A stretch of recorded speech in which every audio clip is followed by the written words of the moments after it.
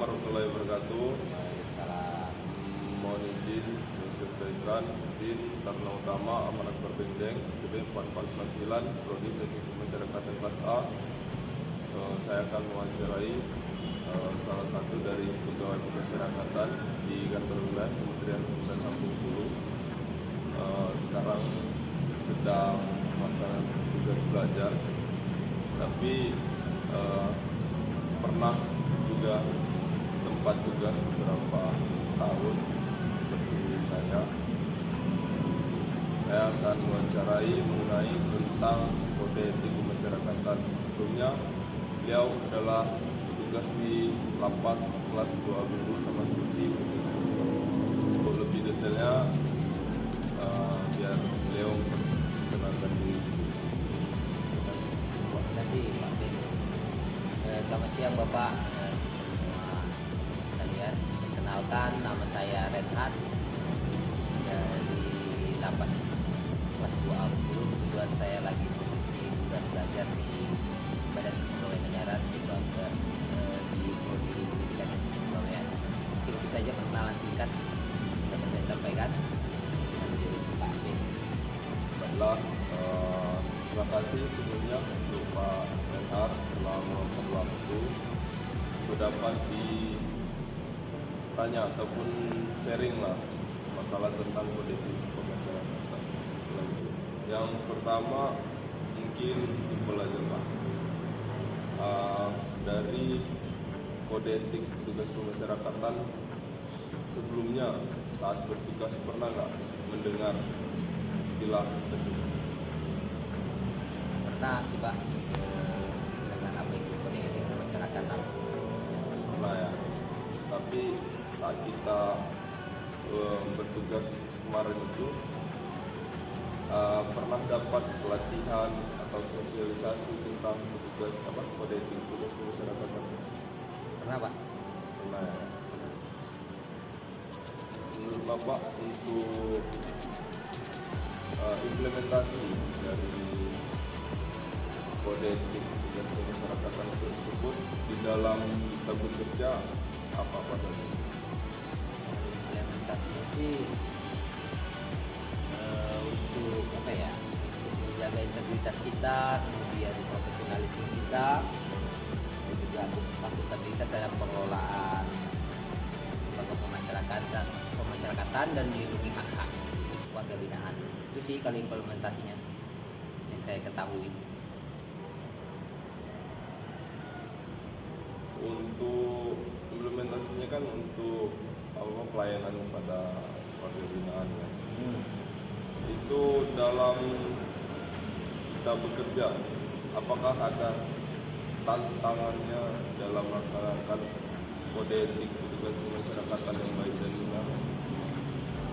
Kalau tantangan sih ada, contohnya itu kalau pihak-pihak luar dan juga pihak dalam untuk apa ya, ada pelayanan khusus seperti itu. Namun pada dasarnya kita sebagai petugas pemasyarakatan itu harus mematuhi kode etik dan aturan yang berlaku. Kalau tekanan sih itu banyak gitu sih Pak. Untuk mengatasi tekanan tersebut bagaimana Pak? Bapak mencoba, apakah dengan mengikuti aja ataupun dengan berpegang teguh dengan prinsip kita masing-masing? Ya, kalau sejatinya sih kalau kita sebagai petugas pemasyarakatan ya harus memegang teguh kode etik pemasyarakatan itu agar kita terhindar dari hal-hal yang tidak diinginkan itu sih Pak.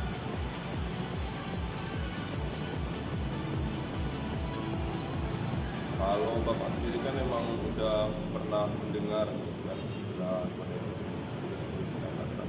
Nah, sejauh yang Bapak ketahui, untuk yang lainnya apakah ini sudah tersosialisasikan secara menyeluruh kepada petugas pemasyarakatan atau bagaimana Pak pendapatnya? Ya, menurut saya sih sejauh ini apa ya, sosialisasi itu sudah sering sih disosialisasikan kepada petugas pemasyarakatan, baik dari pimpinan maupun rekan-rekan kerja gitu.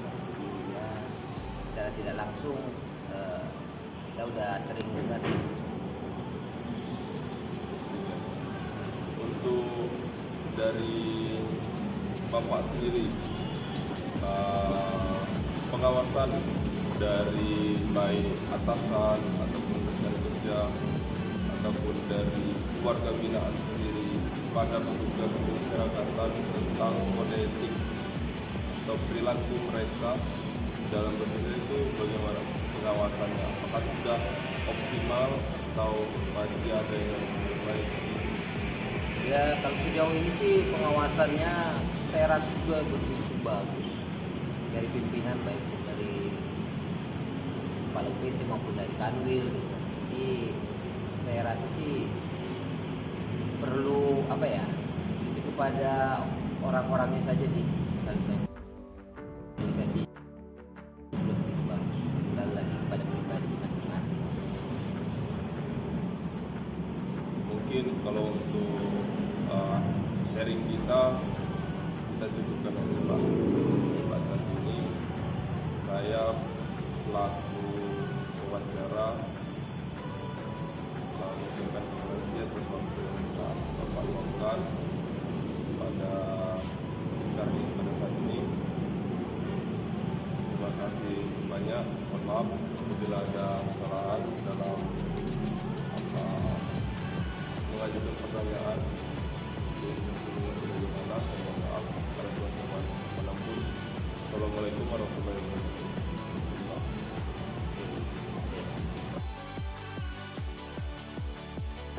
Assalamualaikum warahmatullahi wabarakatuh. Izin dosen sampaikan. Izin memperkenalkan diri. Taruna Utama, nama Ahmad Akbar Bengdeng, STB 4499, Prodi Teknik Masyarakatan kelas A. Izin saya akan memaparkan beberapa materi mengenai disiplin pegawai.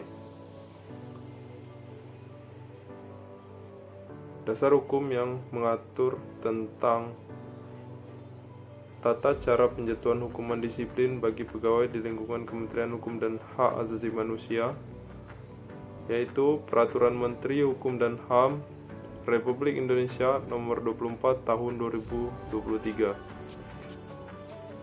Di sini pada pasal 1.2 dan 3 yang berbunyi, yaitu pelanggaran disiplin adalah setiap ucapan, tulisan, atau perbuatan PNS yang tidak menaati kewajiban dan atau melanggar larangan ketentuan disiplin PNS, baik yang dilakukan di dalam maupun di luar jam kerja. Kemudian pada poin ketiga, yaitu hukuman disiplin adalah hukuman yang dijatuhkan oleh pejabat yang berwenang menghukum kepada PNS karena melanggar peraturan disiplin PNS. Maka kedua poin tersebut berkaitan satu dengan yang lainnya. Pada bab 3 bagian ke-1 pasal 7 dijelaskan terperinci mengenai hukuman disiplin. Pada pasal 7 yang berbunyi setiap pegawai yang tidak menaati kewajiban sebagaimana dimaksud dalam pasal 4 dan larangan sebagaimana dimaksud dalam pasal 6 dijatuhi hukuman disiplin. Kemudian pada pasal 8 ayat 1 yang berbunyi tingkat hukuman disiplin terdiri atas hukuman disiplin ringan, hukuman disiplin sedang, dan hukuman disiplin berat. Kemudian ayat kedua menjelaskan mengenai tentang jenis hukuman disiplin ringan sebagaimana dimaksud pada ayat 1 huruf A, terdiri atas teguran lisan, kemudian teguran tertulis, dan pernyataan tidak puas secara tertulis. Pada ayat 3 menjelaskan jenis hukuman disiplin sedang sebagaimana yang dimaksud pada ayat 1 huruf B atas pemotongan tunjangan kinerja 25% selama 6 bulan. Yang kedua, pemotongan tunjangan kinerja sebesar 25% selama 9 bulan. Yang ketiga, pemotongan tunjangan kinerja sebesar 25% selama 12 bulan. Kemudian pada ayat 4, jenis hukuman disiplin berat sebagaimana dimaksud pada ayat 1 huruf C terdiri atas yang pertama, penurunan jabatan setingkat lebih rendah selama 12 bulan. Yang kedua, pembebasan dari jabatannya menjadi jabatan pelaksana selama 12 bulan. Yang ketiga, yaitu dengan pemberhentian secara tidak hormat, permintaan sendiri sebagai PNS, atau pemutusan hubungan perjanjian kerja bagi P3K.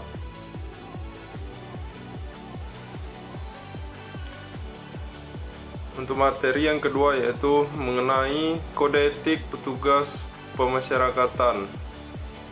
Diatur dalam Peraturan Menteri Hukum dan Hak Asasi Manusia Republik Indonesia Nomor M.HH-Datar 16.KP.05.02 tahun 2011. Dalam pasal 1 poin 1 menjelaskan tentang kode etik pegawai pemasyarakatan, yang selanjutnya disebut kode etik adalah pedoman sikap, tingkah laku, atau perbuatan pegawai pemasyarakatan dalam pergaulan kehidupan sehari-hari guna melaksanakan tugas dan fungsi pelayanan, pembinaan dan pembimbingan terhadap warga binaan pemasyarakatan serta pengelolaan benda sitaan dan barang rampasan.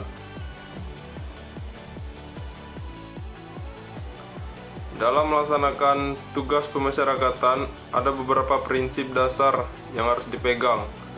Yang pertama yaitu bertakwa kepada Tuhan Yang Maha Esa, setia kepada Pancasila dan Undang-Undang Dasar 1945, menjunjung tinggi hukum dan HAM, memiliki rasa kemanusiaan, kebenaran dan keadilan, kejujuran dalam bersikap, ucapan dan tindakan, keikhlasan dalam berkarya, dan berintegritas dalam setiap aktivitas.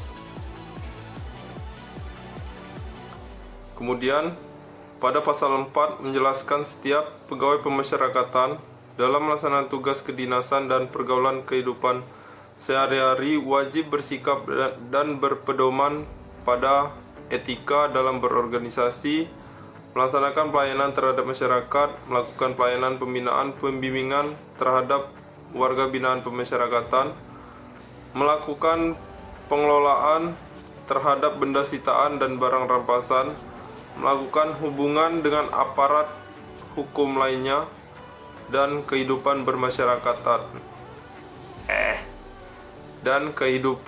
bermasyarakatan. Setiap pegawai pemasyarakatan wajib mematuhi, mentaati, dan melaksanakan etika sebagaimana yang dimaksud pada ayat 1.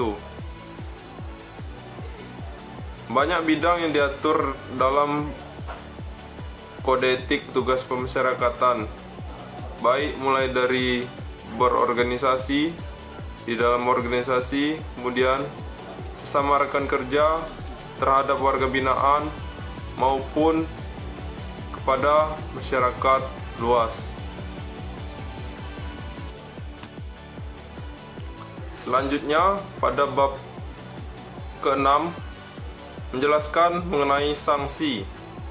Pasal 25 ayat 1 yang berbunyi pegawai pemasyarakatan melakukan pelanggaran kode etik dikenakan sanksi sebagaimana dimaksud pada ayat 1 dibuat secara tertulis dan dinyatakan oleh pejabat pembina kepegawaian.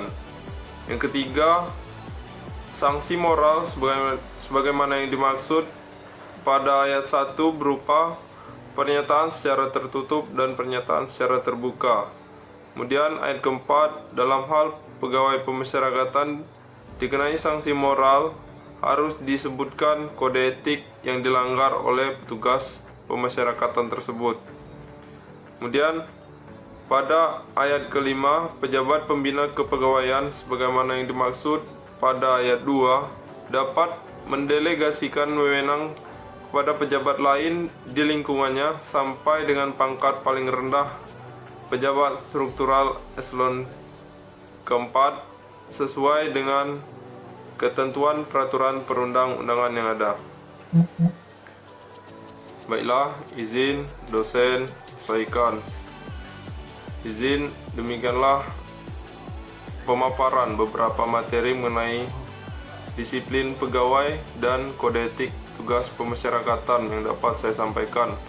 Apabila ada kesalahan kata maupun ucapan dari saya mohon maaf. Pada Tuhan saya mohon ampun.